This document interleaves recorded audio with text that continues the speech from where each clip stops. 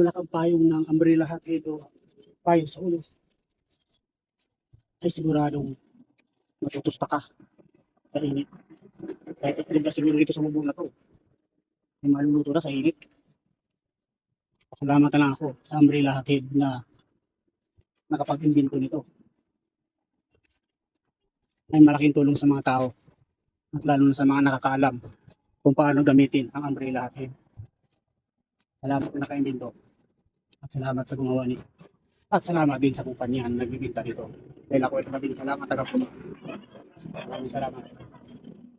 Malaking bagay ang umbrella hatid sa buhay na lagi nasa initan. At lalo na sa ulanan. Lalo na kung biglang init o biglang ulan, ako delikado. Trangkaso ako din mo. Bye-bye.